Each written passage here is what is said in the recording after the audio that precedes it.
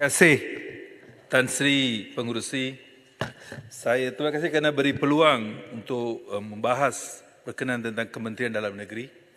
Saya nak merujuk kepada muka surat 441 iaitu visi dan misi Kementerian Dalam Negeri.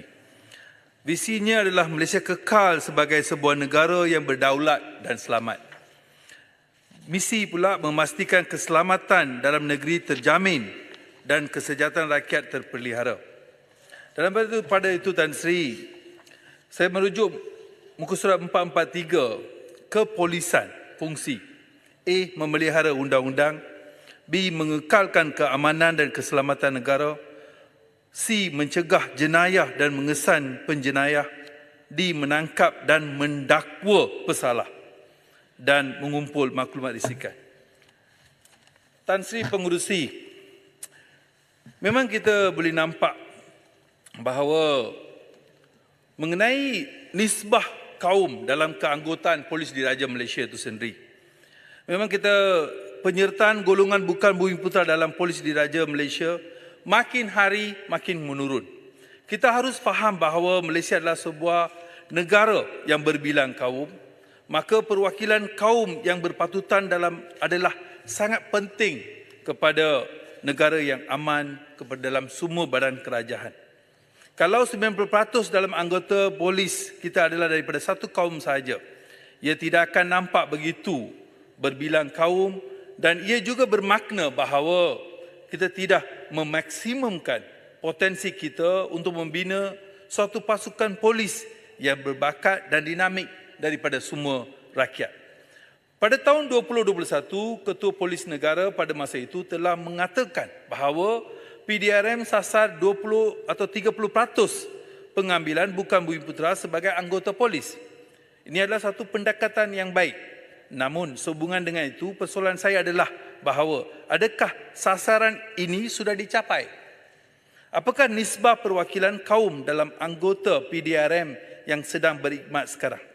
Pada masa yang sama, saya juga ingin tanya kepada pihak Menteri Dalam Negeri, jika sasaran ini belum dicapai, apakah langkah-langkah atau pendekatan baru yang sedang diambil oleh pihak kementerian untuk merealisasikan sasaran tersebut?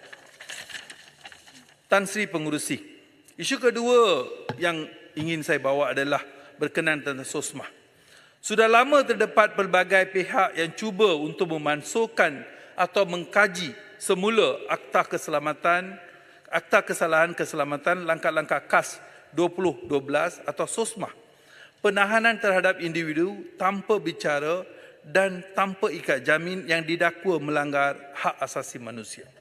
Difahamkan bahawa seseorang itu hanya ditahan di bawah SOSMA setelah orang tersebut telah diawasi berbulan lamanya, dan ketasiasatan dibuat dengan segala bukti yang dikumpul untuk memberi justifikasi bagi penahanan tersebut.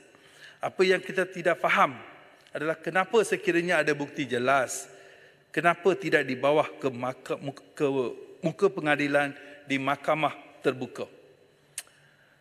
Maka kita nampak pihak kerajaan ingin mengekalkan masih lagi akta yang sebenarnya adalah penggantian kepada ISA.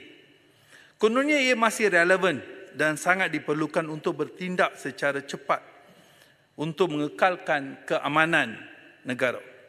Walau bagaimanapun saya ingin bertanya kepada pihak Kementerian Dalam Negeri bahawa apakah perubahan yang telah dilakukan oleh pihak KDN dalam proses implementasinya untuk memastikan akta ini tidak disalahguna.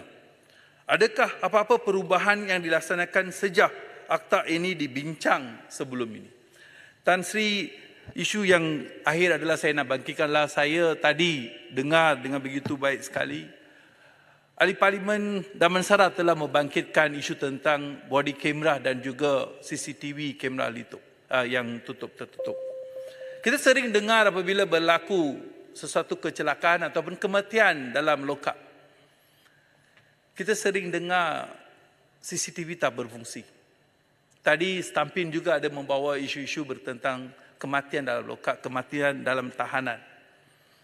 Adalah negara yang begitu bangun, yang begitu moden sekali. Bilakah perkara ini tak akan dijawab sebagai kamera tak berfungsi ataupun kamera rosak. Saya percaya KDN sudah tiba masanya memberi noktah kepada jawapan-jawapan tersebut. Sekian, terima kasih. Baik, saya jemput Mas Gading. Terima kasih Tan Sri Pengerusi.